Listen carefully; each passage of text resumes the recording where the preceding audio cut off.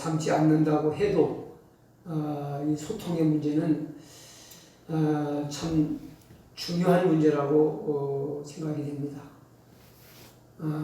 작게는 가족 안에서 또 교회 안에서 우리 또 사회생활 속에서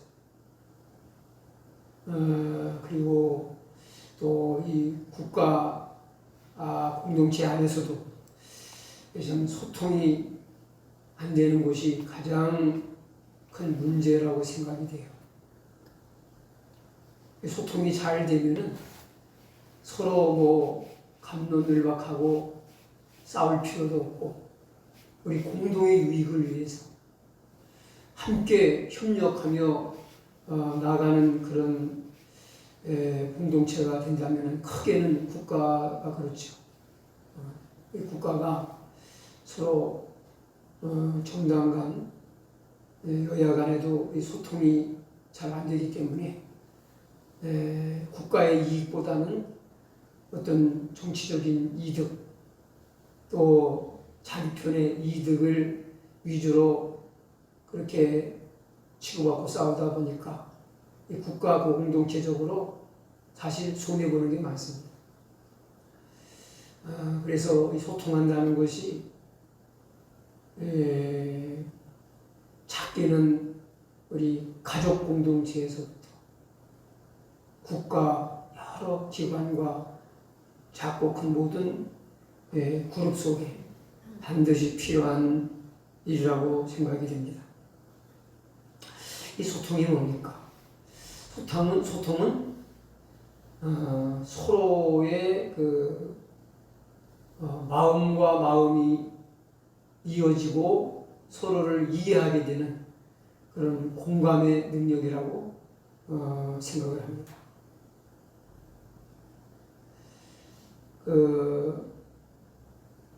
SNS 활동을 많이 하는 분들, 누가 좋아요 하면서 공감을 해주면은 굉장히 좋아한다고 그래요.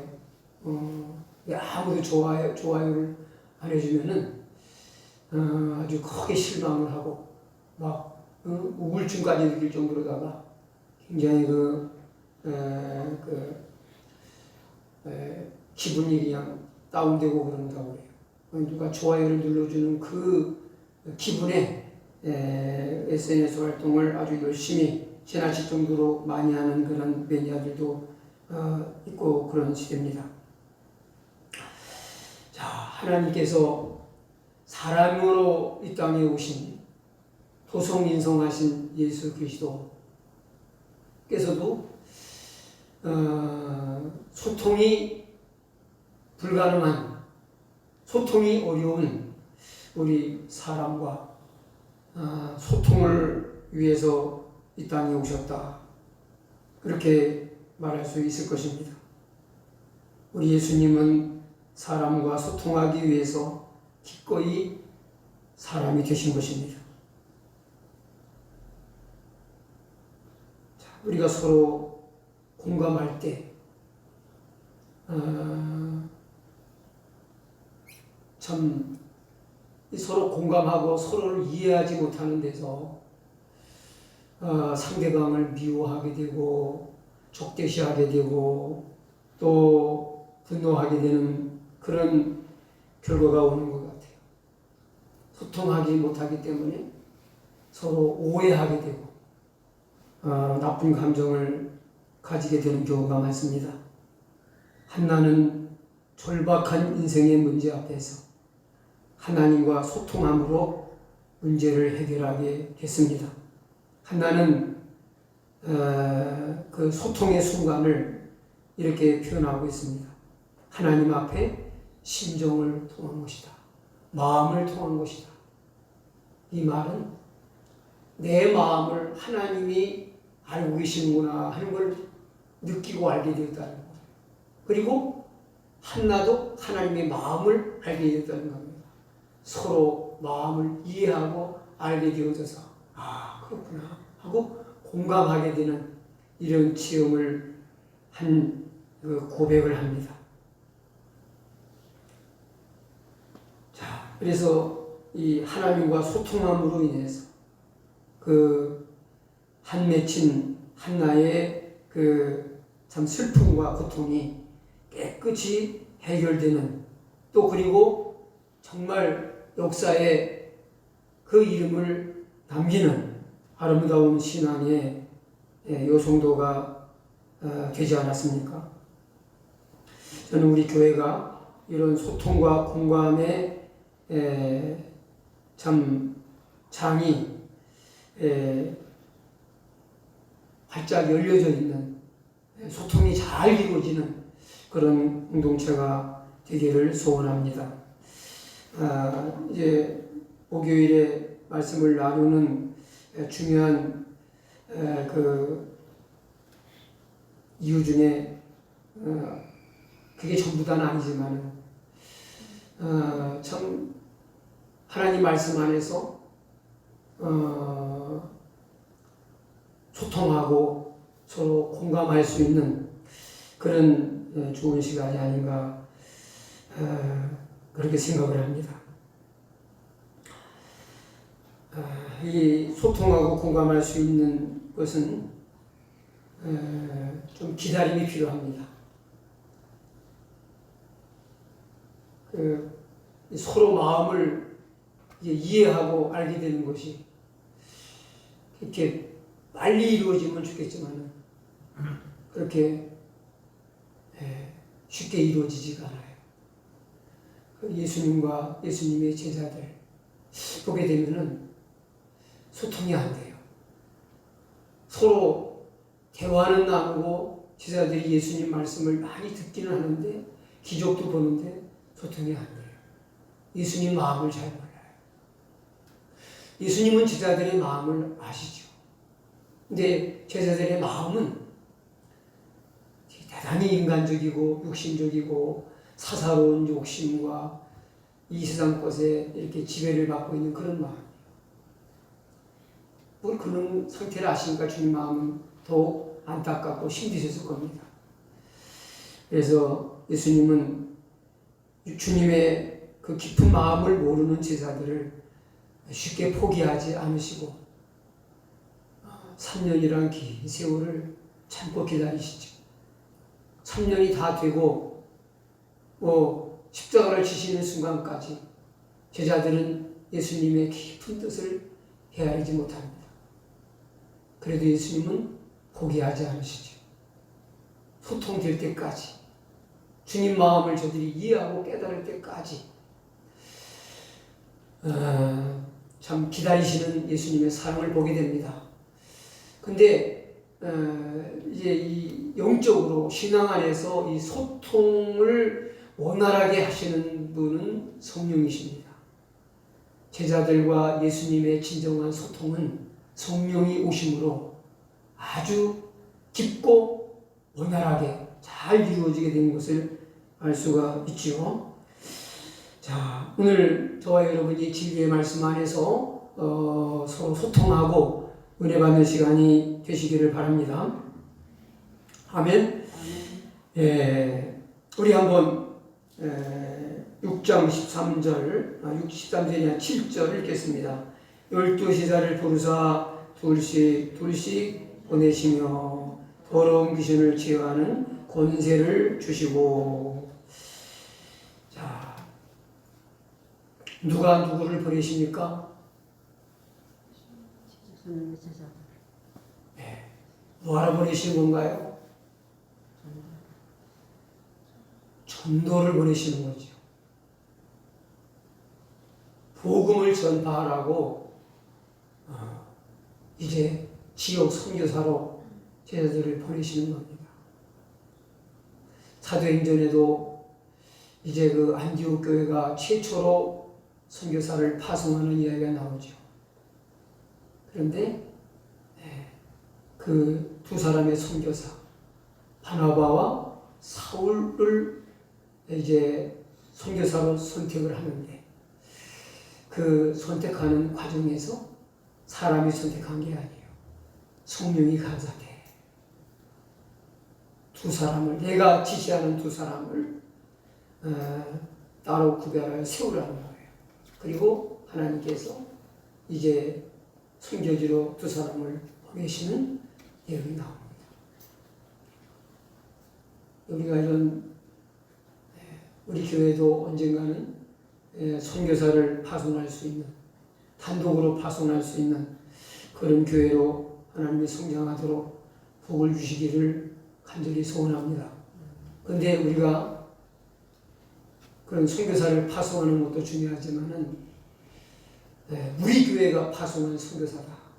그러니까 우리 교회가 모든 선교들을 일절 담당하고 있기 때문에 우리 교회가 파송한 선교사다.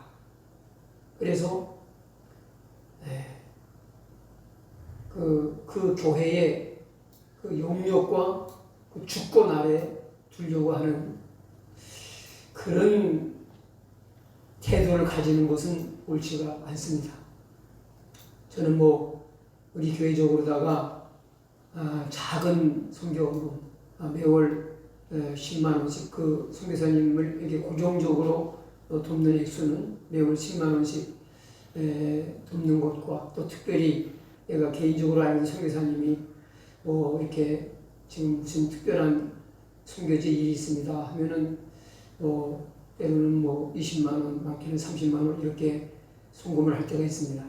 그러나 고정적으로 이제 한 분을 지금 한 10년도 넘었을 거예요. 한 20년 가까이 돼가는 것 같아요. 이렇게 지원하는 선교사님이 있는데 선교지는 여러분이 아시는 대로 케냐에서 지금도 계속 머물러서 서열하고 계십니다. 지금도 선교 그 보고서 같은 편지와 사진이 이제 종종 옵니다. 그리고 이메일로도 또 소식을 알려주시기도 하고요. 또 카톡으로도 보내실 때가 있어요. 근데 저는 한 번도 선교 보고를 받으려고 하는 그런 마음이 전혀 없습니다. 그냥 감사함으로 그분이 그냥 보내주시는 거지 내가 한 번도 선교를 어떻게 하시는 겁니까? 하고 10만 원 보내주면서 어떻게 한 거냐고 묻는 것도 죄송하지만은 그러나 그렇게 내가 한 달에 100만 원, 200만 원을 보내준다고 해도 물어볼 생각이 없어요.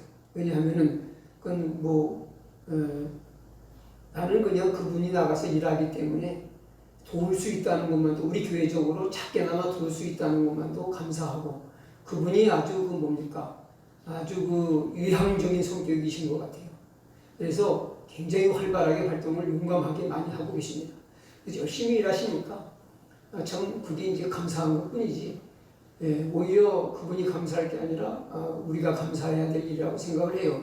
우리가 가서 해야 될 일을 그분이 대신 가서 일부분을 이제 감당하는데 우리가 일부분을 돕는 거다. 그런 생각을 가지고 있기 때문에 우리가 마치 여러분 주의 일선에서 일하는 사람들이 결코 을이 아닙니다. 한 선교사님은 우리가 생활비를 전담해서 책임져가지고 그분의 자녀 교육비 모두 다 책임져가지고 아주 그냥 100% 책임지고 돕는다고 해도 교회가 갑이 돼가지고 그런 자세를 하면 안 돼요. 을처럼 감사함으로 겸손하게 지원이 된다는 거예요. 왜냐하면은 파송자가 내가 아닌 거죠. 우리 교회가 아닌 거죠. 누굽니까? 예수님이세요. 이 교회 안에서는요, 이 사회적으로도 갑질하는 사람들은 정말 욕을 많이 먹는데, 이 교회 안에서도요, 이 갑질하는 사람들이 많아요. 어떤 목사님이 그런 소리를 하더라고요. 교회에서 제일 대빵이 누구냐? 이렇게 물으세요. 그러니까 어떤 성도가 목사님이라고 그래요. 아니라는 거예요. 목사님이 대빵이 돼서도 안 되고 대빵 아니라는 거예요. 그러니까 그 사람이 새신자예요. 그러니까 새신자가 대빵이 되는 교회는 좋은 교회고 새신자가 대빵이 아니라 한대구 작은 일에도 시험 잘 드는 사람이 그 대빵이라는 거예요. 그 교회 갑질하는 최고의 갑질자라는 거죠. 왜냐면은 목사님을 비롯해가지고 성도들이 그 사람 기후 맞추느라고 그 사람 눈치 보느라고 아주 쩔쩔매는. 근데 예수님이 그런 예수 믿는 사람의 태도는 절대 아니죠. 근데 교회가 선교사한테 갑질하는 그런 것도 더더욱 있을 수 없는 일이다. 우리는 주체가 누구인지를 잘 봐야 된다.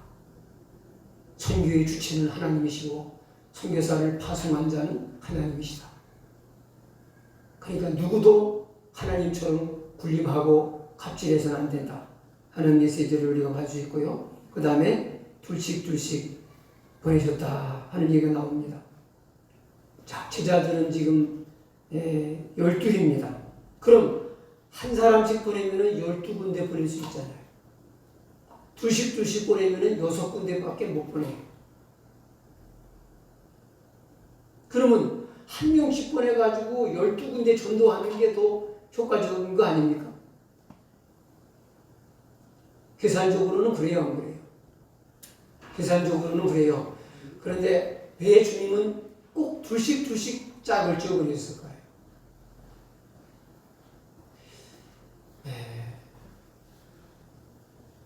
하나님은 혼자서 남들에게 열심히 하는 것보다는 누구를 이끌고 같이 하는 걸 좋아하신다는 거예요. 자, 나 혼자 열심히 해서 열매를 맺는 것보다는요, 같이 해서 열매 맺는 그 모습이 형제가 동거하며 서로 사랑함이 얼마나 아름다우고 하는 그런 시편의 말씀이 있잖아요. 혼자 독불장군으로 일하는 것보다 함께 일하는 것을 주님은 더 원하십니다. 그리고 이 둘이라고 하는 수는 증인의 수입니다. 지금은 이들은 예수님의 증인으로, 복음의 증인으로 세상으로 나가는 거예요. 그래서 이 둘이라는 수는 이들은 예수님의 증인이다 하는 그런 의미도 담고 있지만은요, 전도서 말씀 같은 데 보면은요, 참 아주 이 한 사람보다는 두 사람이 나음의 진리를 잘 말씀하고 있습니다. 전도서 4장 9절 12절에 보면은 두 사람이 한 사람보다 나음은 그들이 수고함으로 좋은 상을 얻을 것입니다. 한 사람보다는 두 사람이 한 사람보다 더 낫다. 유익이 많다. 얻는 그 열매와 축복이 많다 하는 것을 말씀하면서, 혹이 그들이 넘어지면은 하나가 그 동물을 붙들어 일으키려니와 홀로 있어 넘어지면 붙들어 일으킬 자가 없는 자에게는 화가 있으리로다. 이제 그 바나바와 사울을 이제 짝을 이루어서 두 사람이 짝이 돼가지고 1차 선교 여행을 나가잖아요. 그런데 바나바는 믿음이 성숙한 안디옥 교회의 담임 목회자와 같은 그런 위치에 있던 분이에요. 그러나 사울은 이제 예수 믿은 지 얼마 안 돼서 안디옥 교회에 전입해온 그런 아주 그 교회의 이제 지도자 축에 들어가긴 하지만은 아직은 지도자 축에 든다고 하기는 뭐할 그런 인물입니다. 그래서 안디옥 교회의 이제 지도자, 가르치는 이 주위에 있는 그 지도자들의 이름을 쭉 얘기하다가 및 사울이라 그러면서 덤으로 하나 갖다 붙이는 것처럼 사울 이름이 맨 마지막에 나와요. 이 순서는 중요한 순서대로 지금 설명하고 있는 겁니다. 맨 꼴찌에 나오면서도 그것도 아주 안 적을 수 없으니까 및 사울이라 하면서 이렇게 붙이는 그런 것을 읽을 수가 있습니다. 자, 근데 뭐예요? 한 사람은 믿음이 좋은 사람, 한 사람은 주의 일꾼이 될 만한 싹수가 있지만 좀 믿음이 약한 사람. 그러면서 같이 일하면서 어떻게 됩니까? 같이 일하면서 사울이 바나바에게 많은 걸 배우면서 나중에는 이제 나중된 사울이 더 먼저 돼버려요.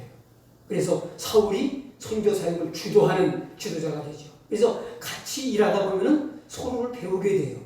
약할 때 서로 붙들어주고 힘이 되는 거예요. 넘어지면 일으켜주는 거예요. 그러니까 둘이 함께 하는 것이 참 유익한 거죠.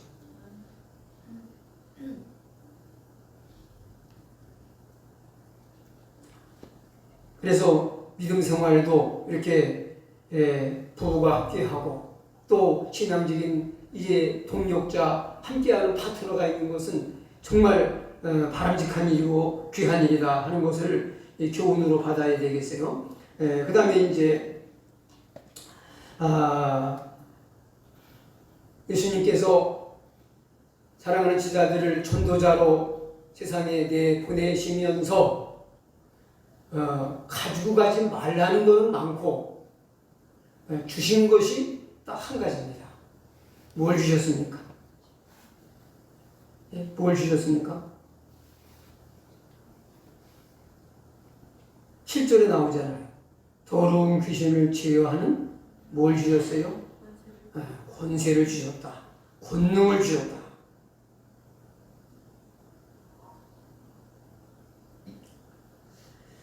자, 여러분들은 이렇게 선교사로 파송을 받게 되었다면 주님께 뭘 요구하시겠습니까? 요즘 현대 사역자들, 꼭 선교사님만이 아니라 목회자들도 돈을 요구해요. 근데 예수님은 돈을 한 푼도 안 주시고 뭐만 주셨습니까? 귀신을 제어하는 권세 그거 한 가지 주시고 가라는 거예요. 그지? 그리고 주시지도 않으면서 또 제자들이 스스로 챙겨 가지고 갈 것도 못 가지고 가게 하는 게 많아요. 그래야 안 그래요? 나머지 읽어보세요. 8절부터 명하시되 여행을 위하여 이게 무슨 여행입니까? 전도 여행이죠. 전도 여행을 위하여 지팡이 외에는 양식이나 주머니나 전대나 돈이나 아무것도 가지지 말며 신만 신고 두보로도 잊지 말라 하시고 양식은 필수 아닙니까? 먹어야 살잖아요. 돈주머니 그 다음에 이 주머니는 주머니가 있고 전대가 이 돈주머니인데 이 앞에서 말한 주머니는 이 돈주머니가 아니고 이건 아마 배낭 같은 우리가 어디 여행을 가면은 뭐 필수적으로 내가 꼭 필요한 거는 이제 챙겨가지고 가잖아요. 갈아입을 옷들, 뭐 수건, 세면도구 뭐 이런 거 담아가지고 가는 그런 아마 이 팩을 말하는 것 같아요. 뭐 이 백팩 같은 이런 거, 이런 거를 이제 가져가지 말라. 아무것도 가져가지 말며 신만 신고 두보로도 입지 말라. 하는 거 챙겨 가지고 가지 말라. 자, 우리 먼저 예수님이 주신 것은 귀신을 제어하는 권세. 그거 보이는 겁니까? 안 보이는 겁니까? 그 주님의 권세가 보여요? 안 보여요? 안 보여요. 현대인들의 관점으로 볼 때는 준 게 아무것도 없어요. 제자들이 스스로 챙겨가지고 가려고 하는 것도 못 가지고 가게 막으시는 것만 있어요.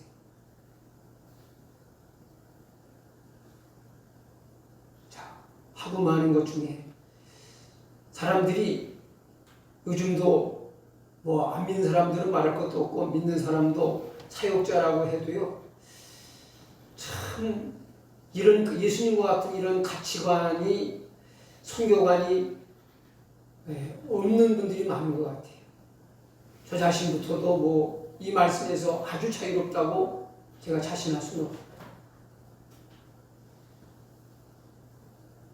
그런데 가장 필요한 게 주님의 권능입니다. 주님의 권능이 있으면 다 되지요. 이 사도행전 1장 8절에도 보면은 성령이 너희에게 임하시면 그 다음에 뭐예요? 너희가 권능을 받고 예루살렘과 온 유대와 사마리아 땅끝까지로 내 증인이 되리라. 여기도 뭘 받고 나가라고 되어 있습니까? 권능을 받고 나가. 그거면 된다는 거예요. 다 갖췄어요. 실력도 있고 신학 공부도 많이 하셨고 실력도 있고 뭐 건강도 있고 돈도 있고 다 있어요. 그런데 권능만 없어. 그럼 선교가 될까요? 안 돼요. 아무것도 없어 권능이 있으면 선교가 되는데 다 있는데도 권능이 없으면 안 돼요.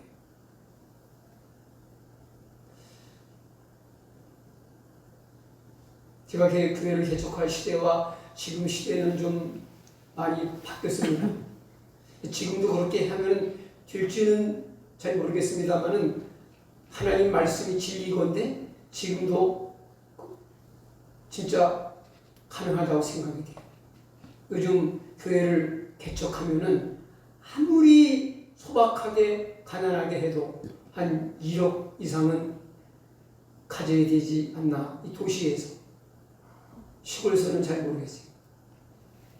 근데 저는 영혼으로 교회를 개척하게 해줬어요. 영혼.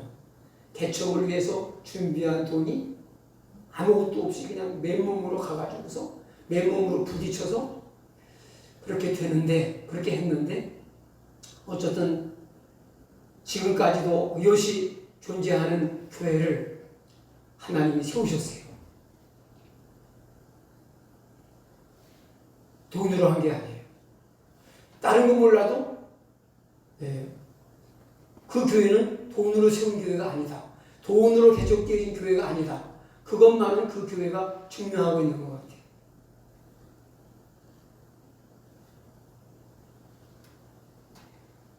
예배드리는 처소도 그냥 무료로.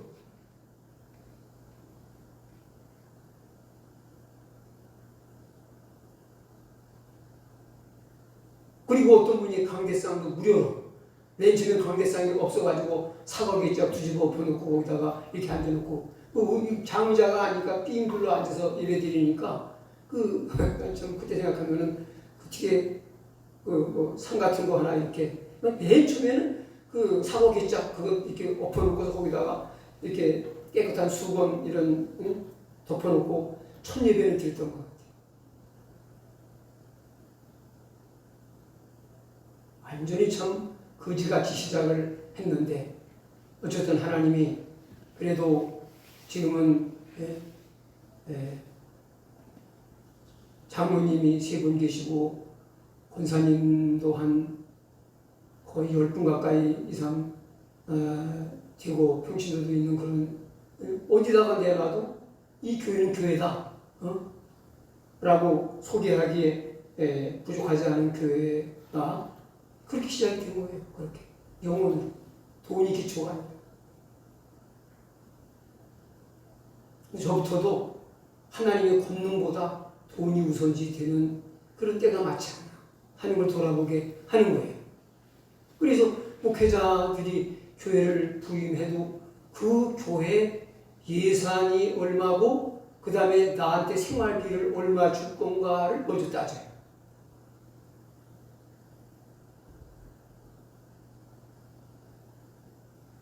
나는 우리 교회에 후임자를 오겠다는 분이 월급 얼마 줄 거냐고 먼저 물으면 그 사람은 하나님의 그 가치관으로 기준해가지고 나는 그 사람한테 목회자로서 점수를 나는 주고 싶지가 않아요.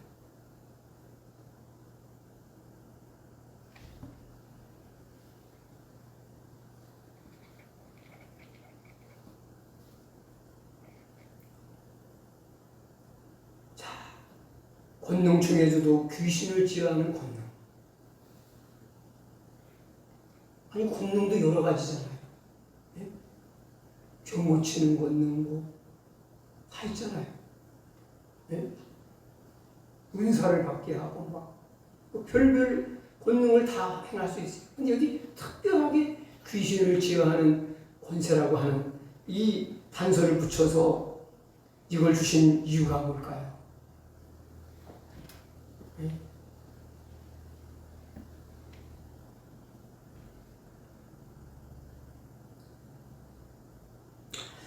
이 세상은 귀신이 판을 치는 그런 세상입니다.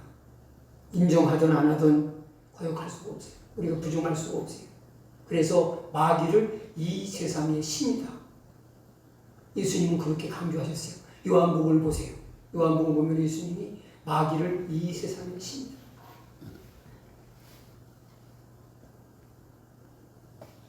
신앙이 없는 사람들이나 귀신의 존재를 반신반의하는 사람들은 좀 이상하게 여길지 모르지만요,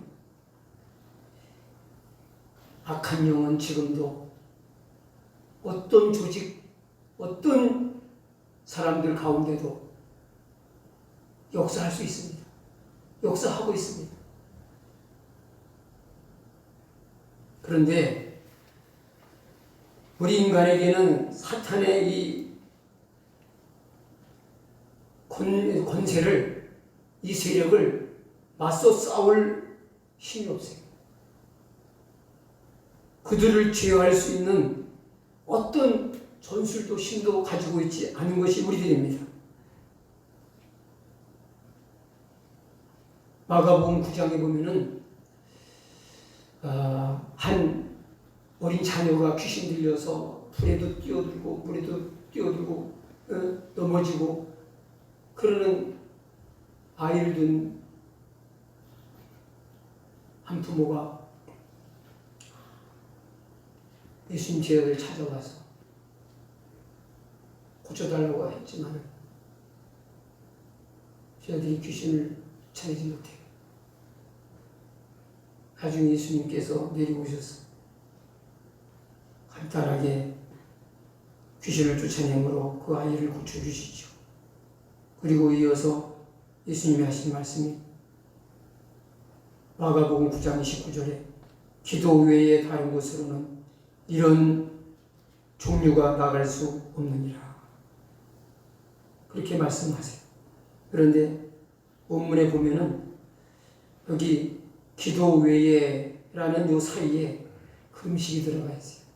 기도와 금식 외에 다른 곳으로는 이런 종류의 능력과 권세가 나갈 수가 없다.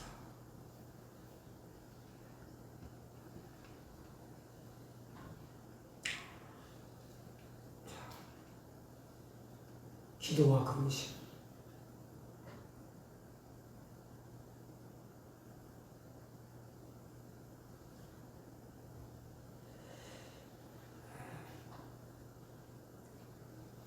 세상의 신으로 세상의 수많은 영혼들을 구원의 길로 나가지 못하게 가로막고 있는 악한 영을 먼저 제어하지 않고는 전도를 할 수가 없어요. 영혼을 구원할 수가 없어요. 이 세상은 하나님의 나라의 권세와 어둠의 세력 간의 대결 구도로 이루어져 있습니다. 그러므로 전도하는 것은 어둠의 세력 속에 있는 영혼을 건져오는 거예요. 빼서 오는 거예요. 그러면 어둠의 세력 가운데 잡혀있는 영혼들을 빼오려면 어떻게 해야 돼요? 어둠의 영을 물리쳐야 빼올 수 있는 거예요.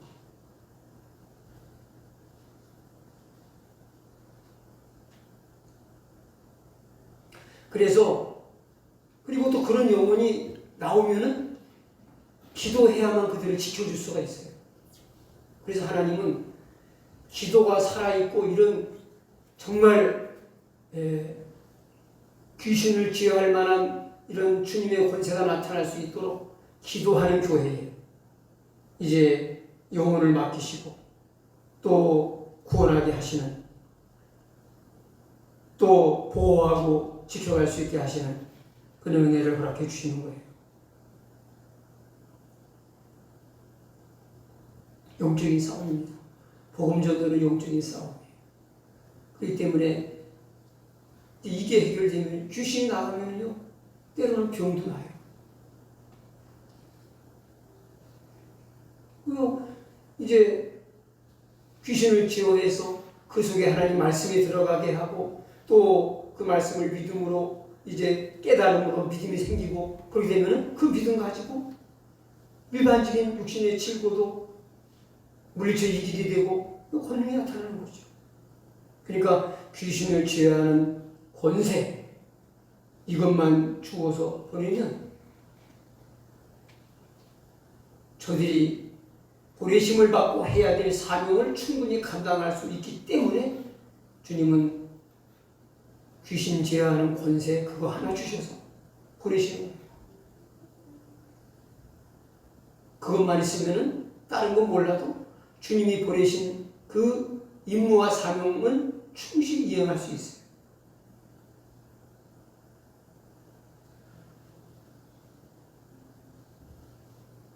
저도 이 말씀을 참고하면서 주님의 권능으로 충만해지고 그 권능을 더 입기 위해서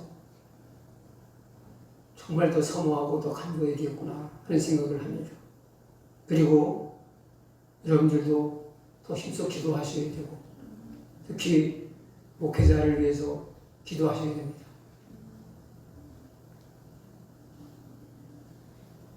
그 다음에 여행을 위해서 지팡이 외에는 이렇게 배낭, 전대, 돈 이런 거 왜 가져가지 말라고 하십니까? 우리 개정개혁에는 이 배낭이라고 잘 나와 있네요.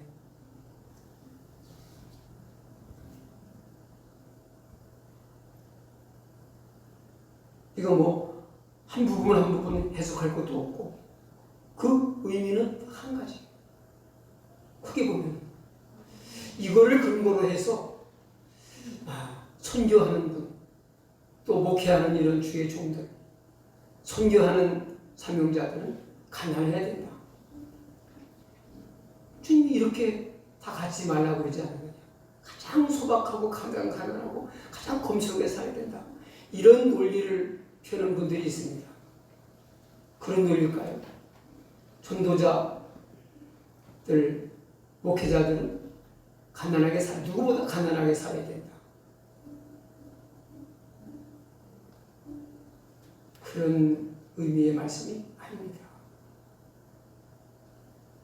왜 주를 위해서 가장 남 안 하겠다는 그런 사명자의 길을 가는 사람이 무언가 다르게 더 가난하게 살아야 된다는 이유가 어디 있습니까? 그건 아니에요. 이건 뭐냐? 사람은 가진 게 있으면은 눈에 보이는 가치 있는 것을 가지고 있으면은요, 사람은 그 눈에 보이는 것을 의지하지 눈에 안 보이는 하나님을 의지하지 않아요. 어떤 훌륭한 목사님은 그런 말씀을 하셨다고 제가 전해드렸어요. 사람은 지팡이 하나만 있어도 그거 의지하려고 하지 하나님 의지하지 않는다는 거예요. 그래서 하나님은 모세에게 그 지팡이 하나 의지하고 살아온 모세에게 지팡이를 던져라. 근데 그 다음에 또 다시 잡으라고 그러시죠. 그 다음에 잡은 거는 그건 뭐예요? 지금 그걸 던지라고 하신 것과 잡으라고 하신 것을 통해서 하나님이 모세에게 뭘 시험하신 겁니까? 모세가 하나님 말씀만을 의지하는 시험을 훈련을 하고 계신 거죠.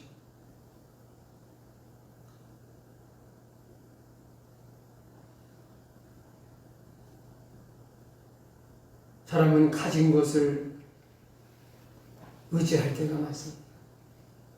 그래서 사실은 선교사님들이나 목회자를 후원하는 것은 물질적인 후원도 필요하죠.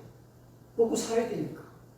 또 선교지에서 돈도 써서 가난한 지역에 선교를 갔으면 그들한테 구제도 하고 해야 되니까 선교비가 필요해요.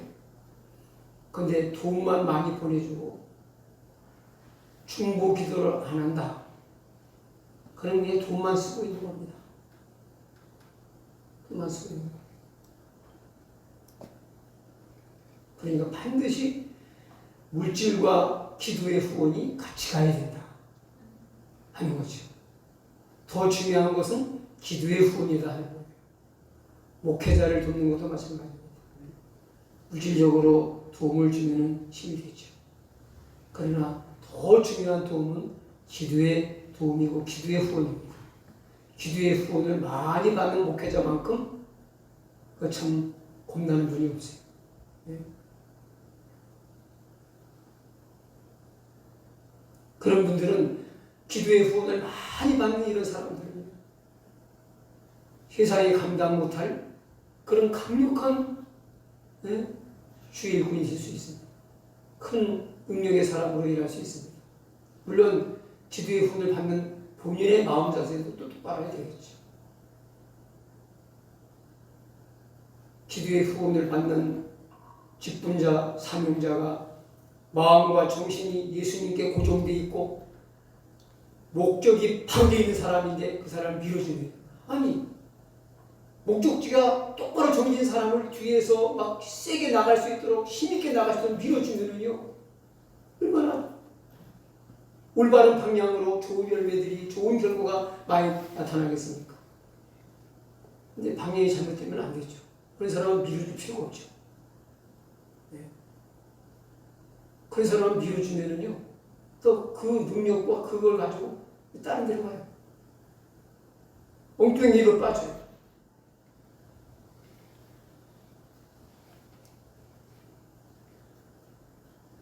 전도자들에게, 제자들에게 하셨던 이 말씀과 비슷한 말씀을 출애굽기 12장 11절에 이스라엘 백성들에게도 말씀하신 적이 있어요. 거기 보면은 너희는 그렇게 이것을 먹을지니 허리에 띠를 띠고 발에 신을 신고 손에 지팡이를 잡고 급히 먹으라. 이것이 여호와의 유월 절이라. 하면서 여기 보면은 신을 신고 지팡이를 잡고 하면서 이 가지고 가라고 하는 이 내용이 같아요. 이건 뭡니까, 여러분들? 이런 거 저런 거 네가 꼭 필요한 거 많이 챙겨가지 말라는 것일까? 먹을 양식, 열흘치 양식 최소한 한 달 이상 걸리니까 아이들하고 하려면 한 달치 양식을 싸시고 줘라. 밥을 해 먹으려면 속단지를 걸려줘라. 그래 되는 거 아니에요? 그런 먹을 양식은 뭐 가져가는 말씀이 없어요.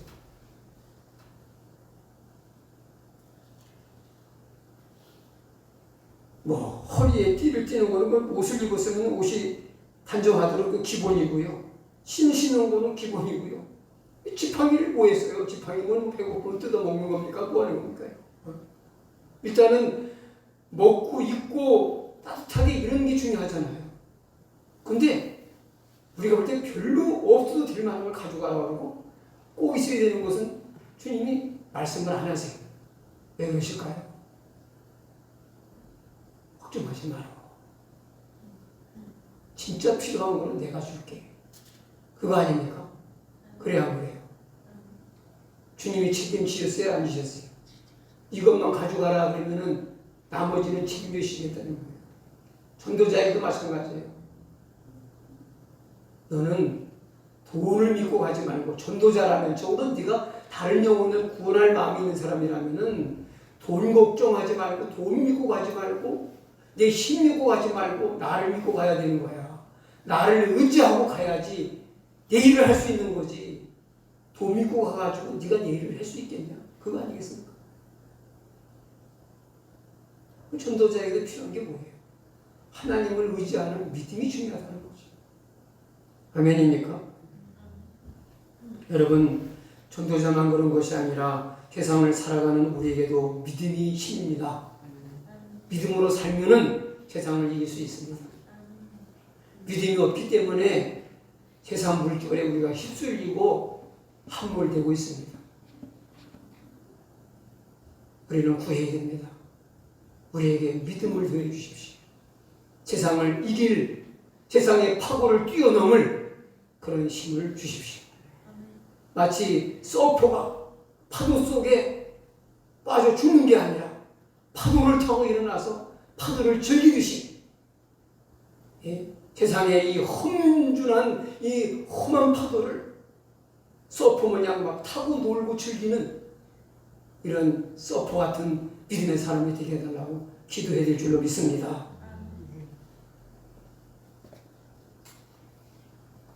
그 다음에 그 다음 말씀을 한번 읽겠습니다. 10절입니다. 또 가라사대 어디서든지 네 집에 들어가거든 그곳을 떠나기까지 거기 유하라. 이게 여기는 간단하게 나와 있지만은 마태복음 10장 11절에 보면은 이와 똑같은 말씀이 나오는데 여기 조금 더 아주 자세하게 나와 있어요.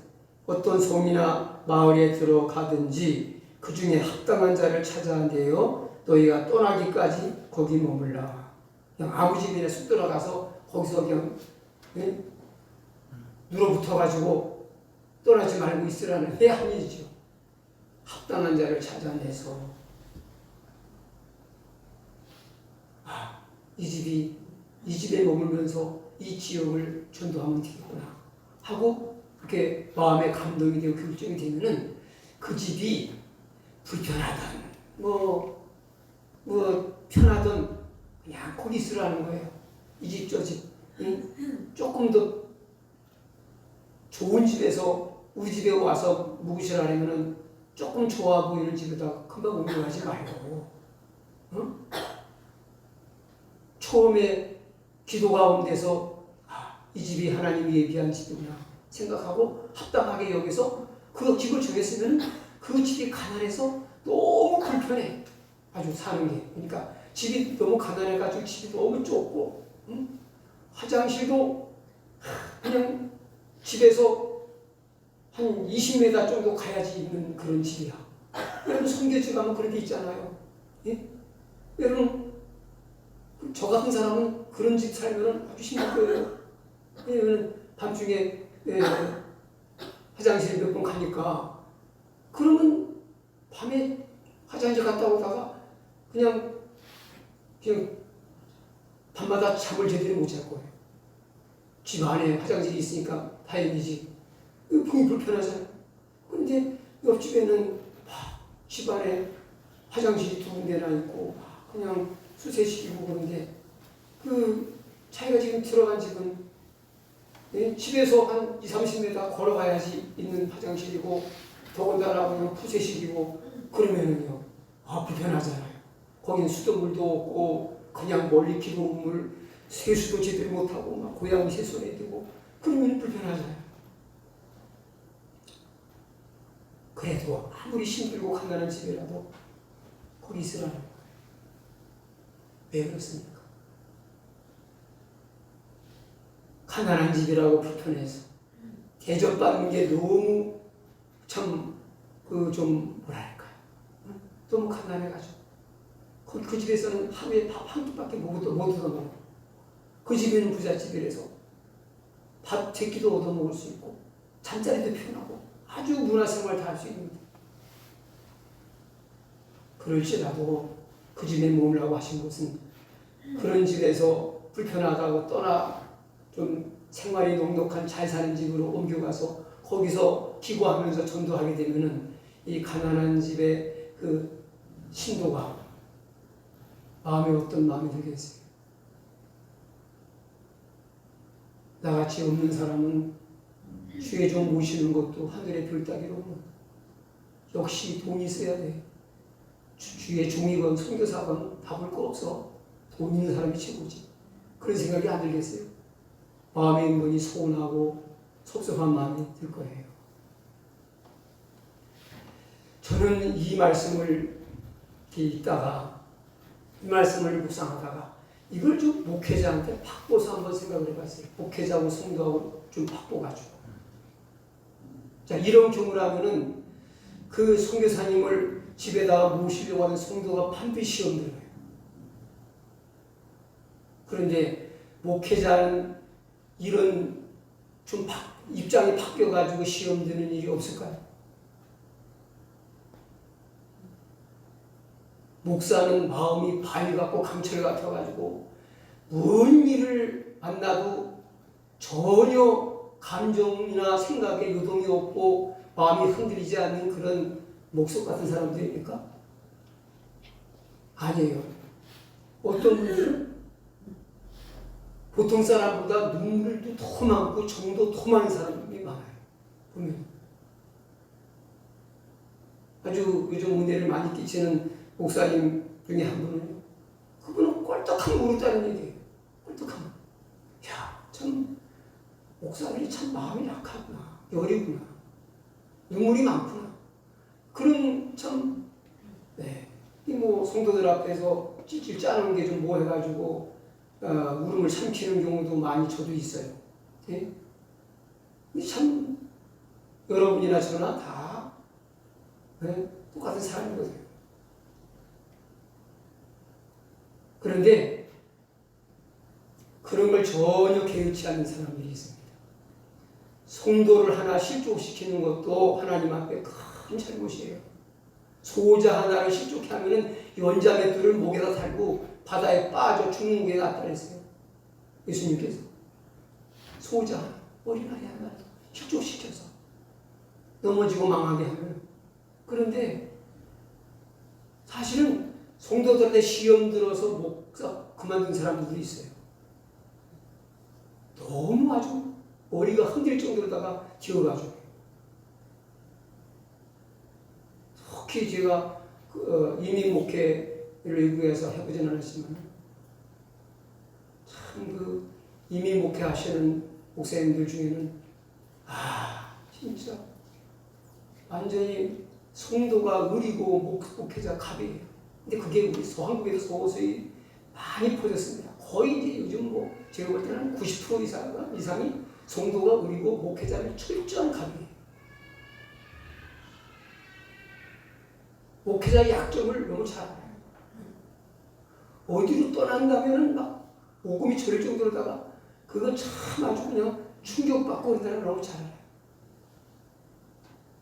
그거를 이제 강점으로 쥐고서 이제 갑질을 하는 그 가장 센 데가 미국 그 이민교회라고 해요.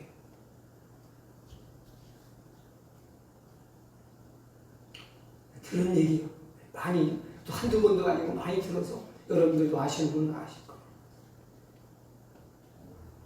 그런데 소자 하나의 영혼이 귀한 것처럼 목회자 한 사람도 똑같이 영혼이기 때문에 귀하지 않겠어요? 그런데 나 때문에 내가 하도 징하게 속을 썩여가지고 우리 교회는 그런 분이 있다고 하는 게 아니라 행여나 여러분들이 그 정도 여러분들이 유의하고 신앙생활을 하시라는 얘기예요. 우리 교회는 이게 전혀 해당이 안 돼요. 네, 해당이 안 되는데 아주 징해가지고서 아유 내가 더 이상 못하겠다 하고 뱉기 들고서 포기한 분들도 있어요. 아주 징해가지고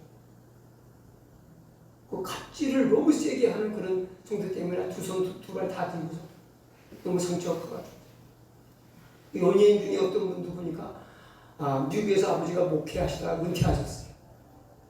그런 분의 간증을 듣고 들었는데 그 목사 자녀인 그들의 마음에도 그 상처가 있어요. 왜냐하면 자기 아버지가 갑질하는 성도들한테 너무 당하는 걸 많이 봐가지고서 어떤 그 아주 그 골골한 목사님 한 분은요 아주 그냥 장로라면은 아주 학을 떼어가지고 아주 지금까지 머리를 흔들어가지고 여기 한국에 나와가지고 목회를 하시고 결국 목회자가 되셨나 본데 아주 그냥 장로에 대한 이미지가 그냥 너무 나빠져가지고서 아주 머리를 아주 그냥 감정이 지금까지 묻어나와요. 아주 감정이 쌓여가지고.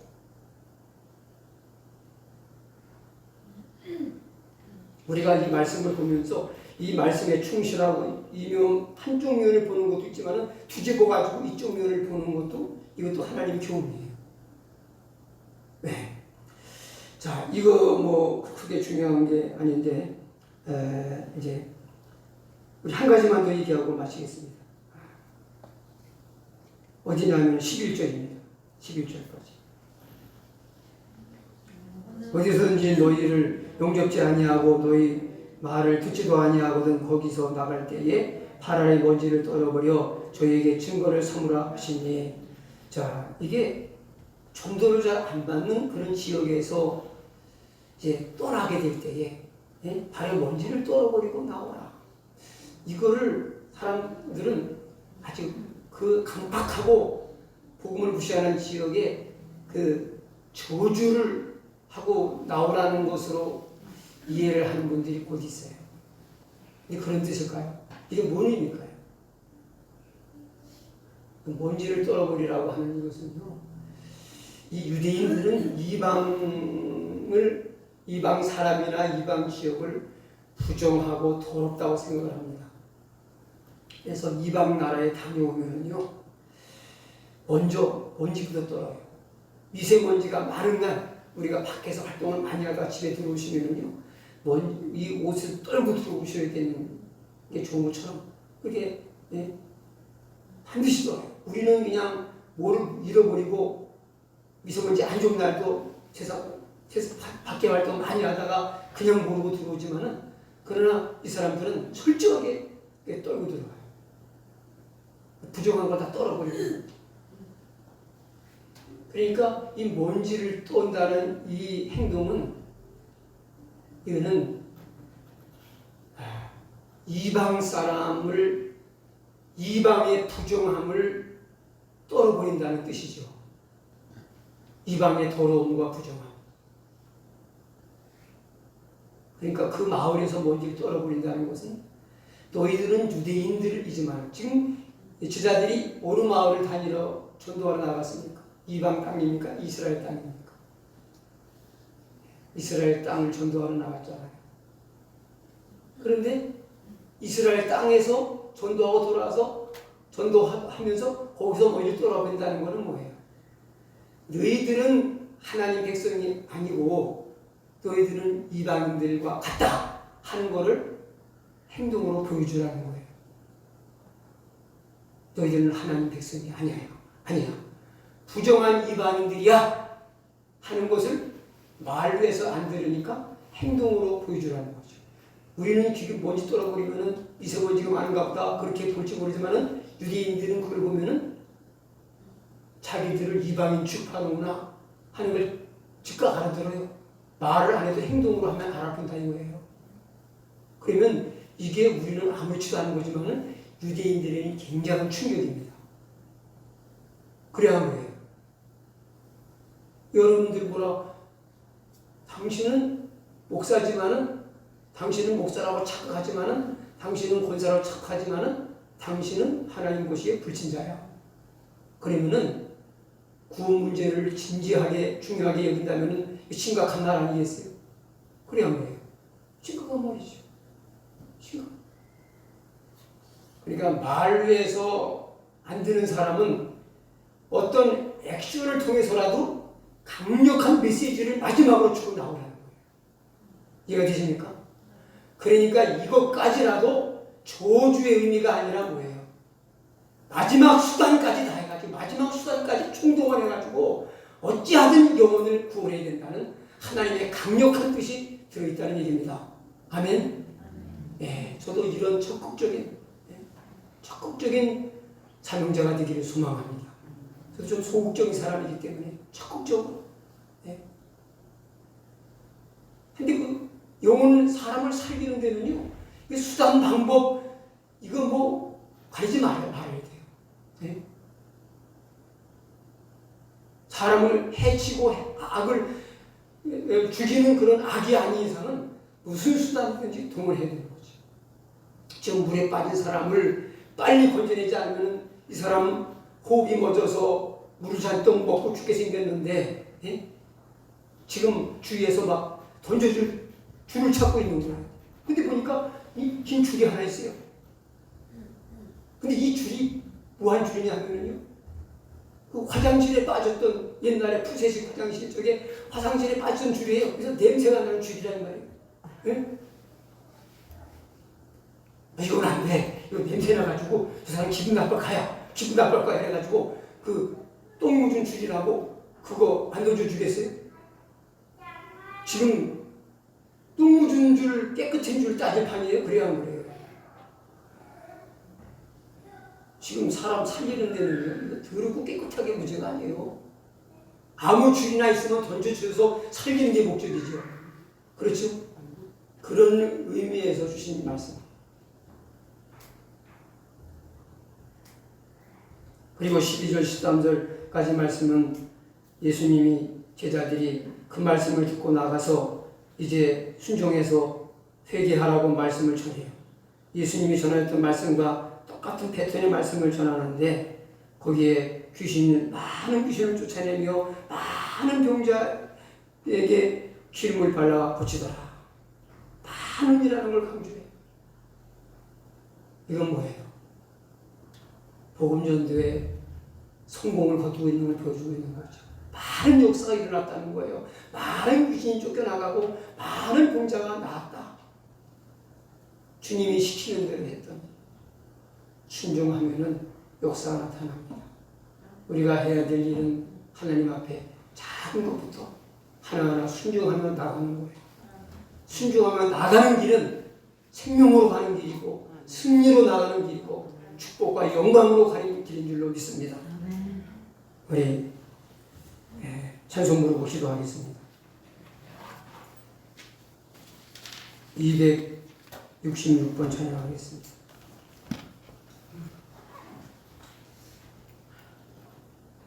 266번.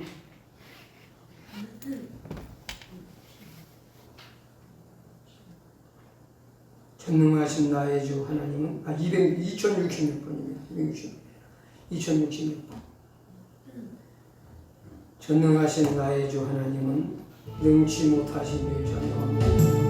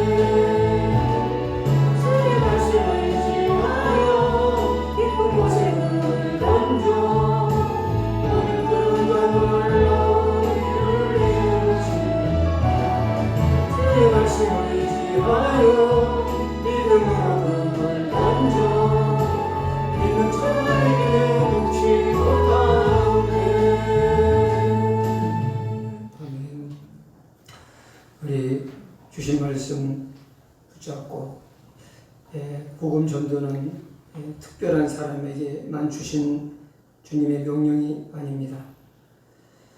예수 믿고 구원받은 성도라면 누구나 감당해야 될 주님의 지상 명령입니다. 주님의 12제자만 전도자가 아니라 오늘 구원받은 하나님의 자녀로 부름받은 우리 모두가 전도자입니다. 전도자로서 필요한 믿음을, 신앙을 갖추게 하여 주옵소서. 먼저 우리에게 귀신을 제어하는 권능을 주시고 세상 그 무엇보다 하나님을 믿고 의지하는 강한 믿음을 주시옵소서.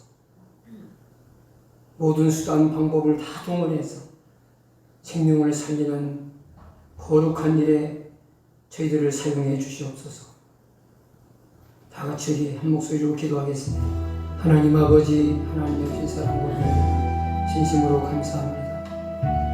하나님, 저희들은 하나님께서 불러주신 하나님의 자녀요, 구원받은 천국의 백성이요, 또 우리의 이웃을 구원해야 될 사명자들입니다. 전도자들입니다. 주여, 전도자의 귀한 사명 잘 감당할 수 있도록 우리의 마음이 뜨거워지게 하옵소서. 주여, 뜨거워지게 하옵소서. 주여, 뜨거워지게 하옵소서. 충만하게 하옵소서. 주여, 주여, 주여, 주여, 감사합니다.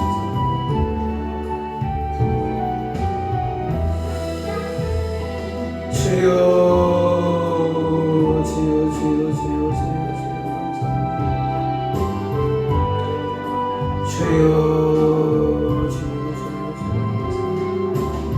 주여, 주여, 감사합니다.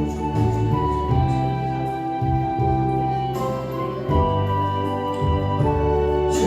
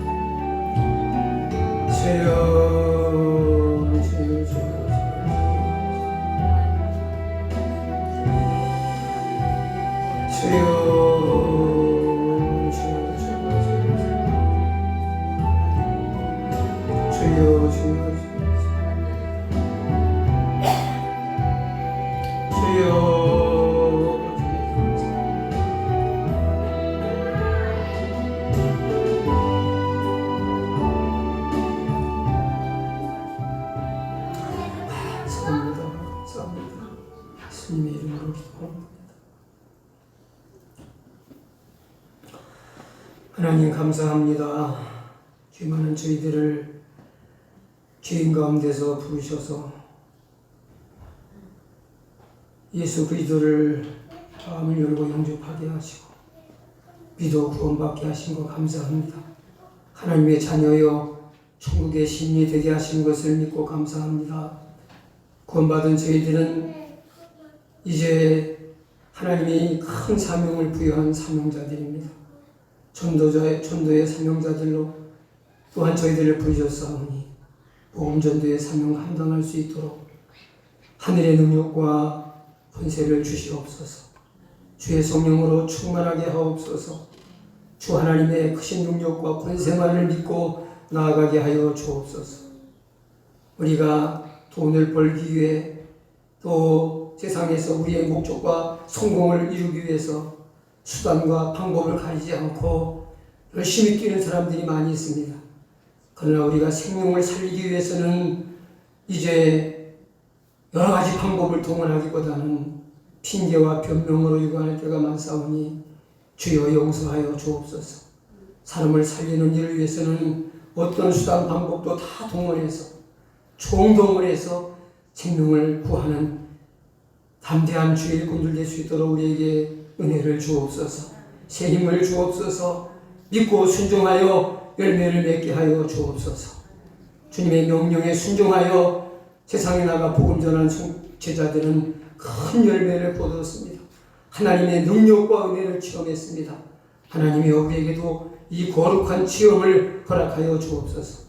한 주간 우리 성도들 이 험한 세상에서 승리하게 하시고 크신 사랑과 은혜와 능력으로 동행하시고 지켜 주시옵소서. 하나님께서 풍성하신 은혜와 사랑으로 우리 성도들을 지켜 보호하시고 주의 은혜로 늘 함께 하실 것을 믿사오며 예수님의 이름으로 기도하옵나이다.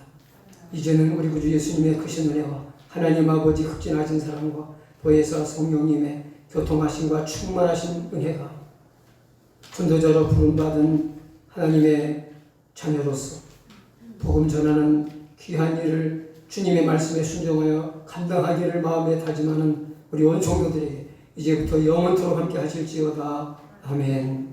아멘.